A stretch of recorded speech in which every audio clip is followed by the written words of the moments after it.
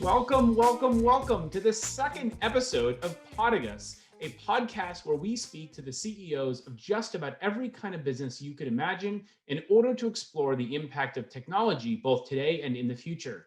I'm your host, Delcy Bean, the CEO of employee-owned Paragus Strategic IT, located in Hadley, Massachusetts, and serving the Pioneer Valley and beyond. With me today, I have Drew DiGiorgio, the president and CEO of Wellfleet Insurance, a Berkshire Hathaway company.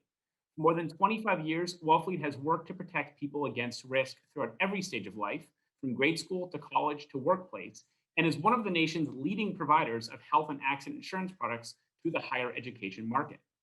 Drew first began working at Wellfleet in 1995, back when it was still called Consolidated Health Plans. And over the next 20 years, Drew worked his way up the ladder until being named president and CEO in 2015. Welcome, Drew, and thank you so much for joining me today. Thanks, Delcy. Appreciate the opportunity to be here. So to get things started, I wonder if you could tell us all, how did you get into this industry? Yep. So like most college graduates, without a real strong path and without a family business, I fell into insurance. It's kind of the way people do things. Nobody sets out to be an insurance executive. I think fireman and police officer might be on the list, but typically not insurance executive. So I started in life insurance sales. I started as sales with Prudential and New York Life, and then joined Consolidated Health Plans in '95, as you mentioned, at the age of 24. Small company at the time. There was just 5 of us. So we built the business together. Kevin Sarami was the owner at that time and my mentor. So Drew, to give our listeners a little bit of context, when it comes to technology, which is what we're going to be talking a lot about today, how savvy would you describe yourself to be?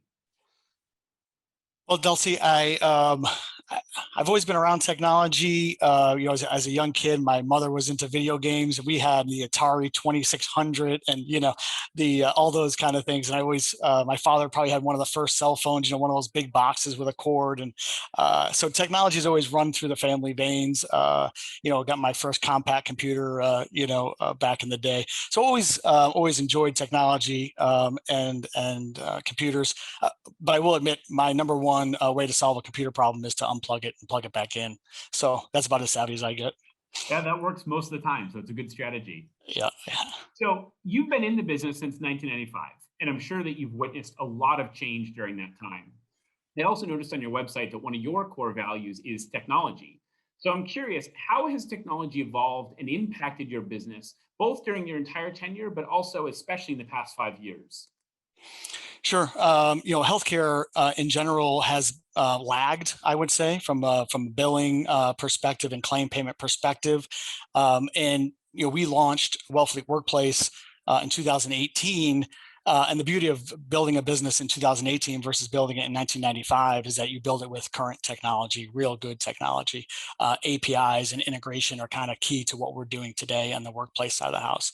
So, historically, I would say, healthcare lagging behind paper, we're moving to EDI, moving to electronic forms of payment. And certainly we don't print checks anymore. Everything's done electronically. But really where we're seeing the improvement is on our new venture in the workplace side of the house, where we're going, electronic from quote to claim, everything in between, the bill and the policy and everything else. So under one system, and that's the Wellfleet Workplace technology we call Lighthouse. Terrific. And so as you build upon that, you think about what technology do you think is going to change your business in the next 5 years, and kind of where do you see that path continuing to go? Yeah, no, I think I think the people that win are the people that can integrate, right? Can look at the way that they interact with other partners and businesses. So whether that's distribution for products or the end user and the member. So we're investing heavily in API technology and the integration stuff.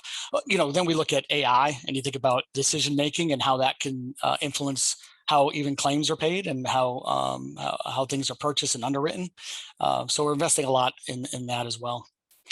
And that's actually a terrific segue into the next question, which is, what technologies do you see on the horizon that could significantly disrupt or change the way that you do business?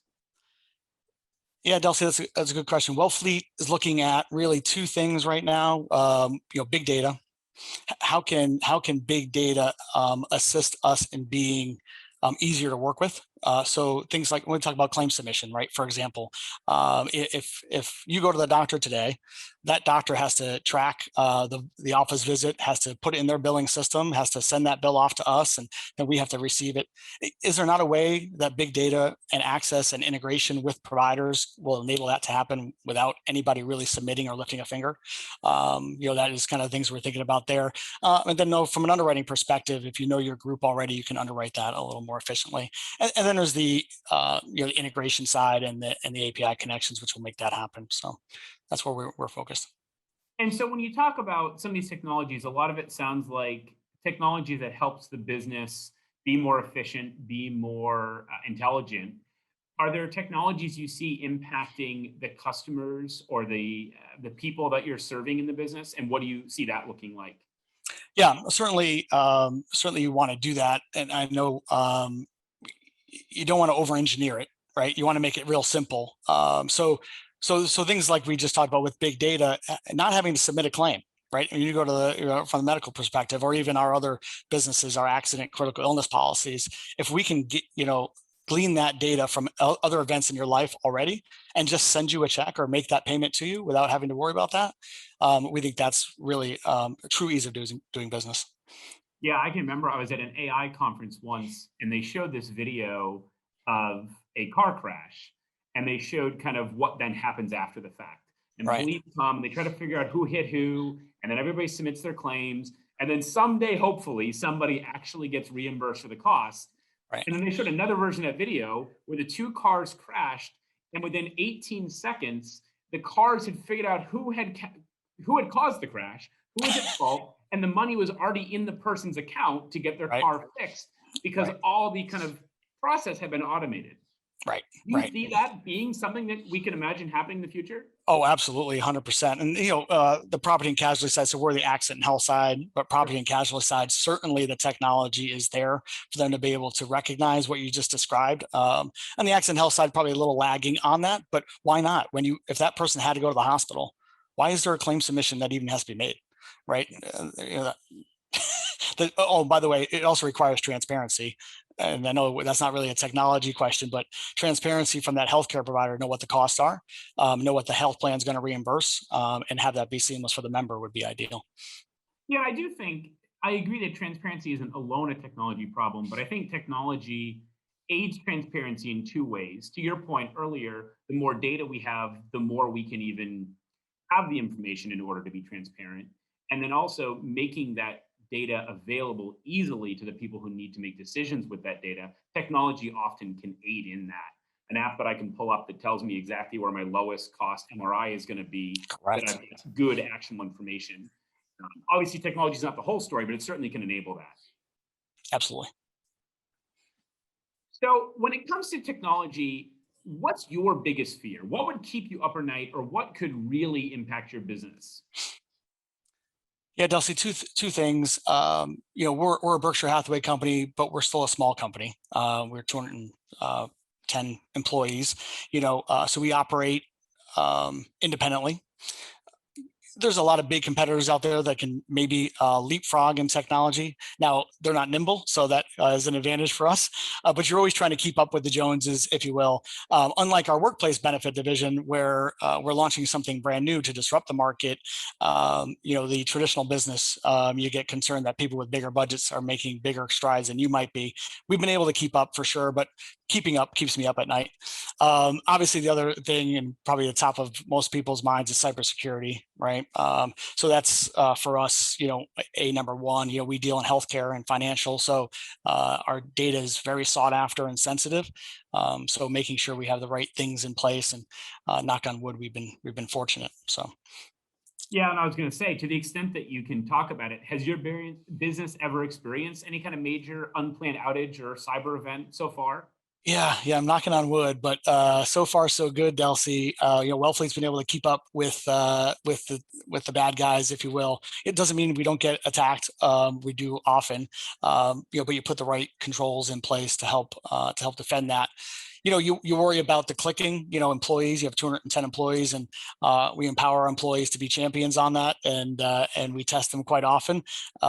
So, because that is the gateway in, right, for the most part. So we do try to educate, and the teams do a good job of reinforcing that. We have a little bit of spirit around that. That happens. So.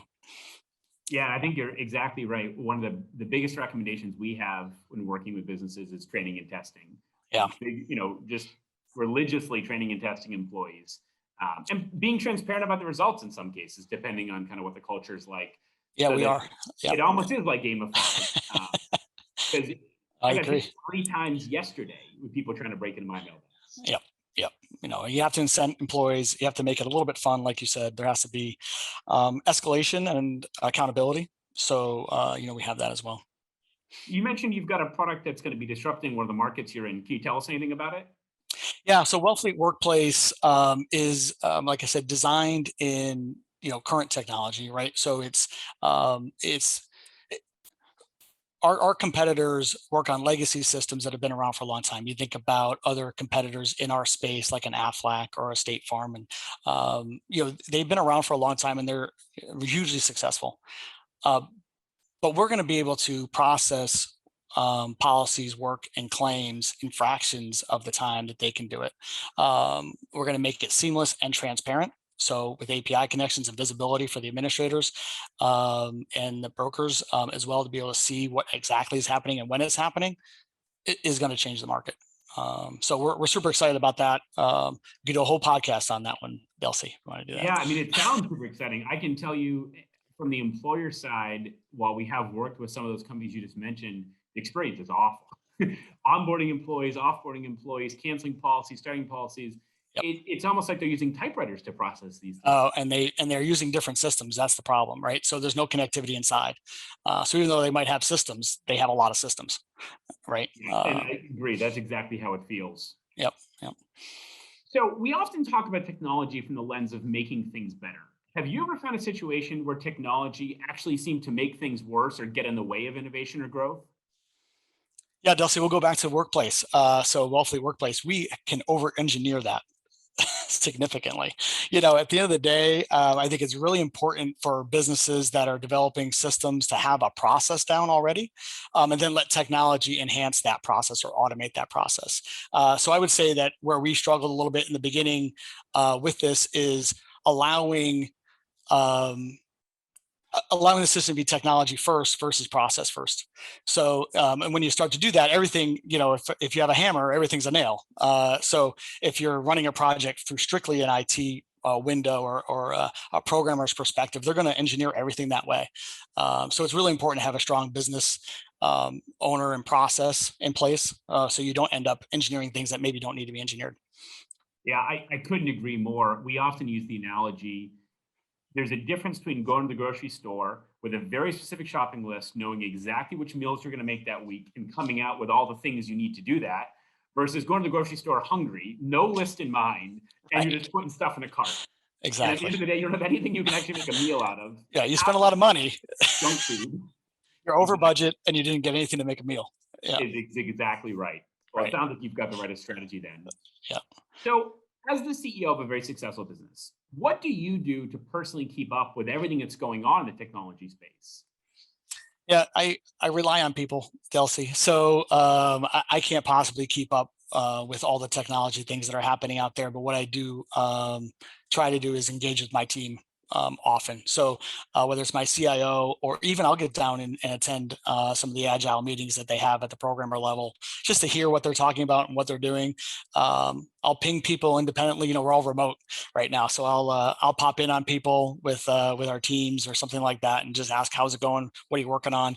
And it's amazing the feedback you'll get if you listen to the people that are hands-on keys, because they always have, they're paying attention to what's happening on the cutting edge side, and they might have better ideas. So that's what I do. I think it's more relevant for me. Obviously, you keep up and read, but hearing and listening to the team is probably the best way to do it in my mind. And are there any external sources of information that you have found useful? Conferences, you mentioned publications, anything that you have found particularly helpful? Yeah, there's some InsurTech conferences, Delcy, but for me, I can get a little bit of a kid in a candy shop kind of attitude when I go to those. So they keep me away. They say, Drew, you don't need to go to the InsurTech conference this year. We got you covered. So, yeah, I know that can be a little dangerous for me because I'll come back and then we'll never get down a path that we need to go to. So, yeah, but InsurTech conferences are great. We hire consultants, obviously, that specialize in things.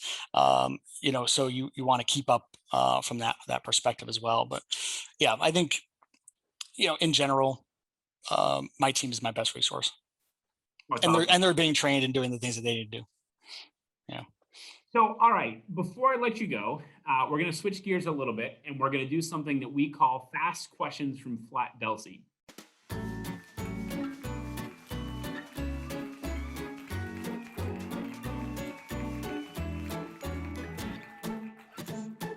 Thanks, Delcy, and good afternoon. In just a moment, I'm going to read you a series of choices. Your job is to, as quickly as possible, just tell me which is your preference. You ready? Ready. Tacos or burritos?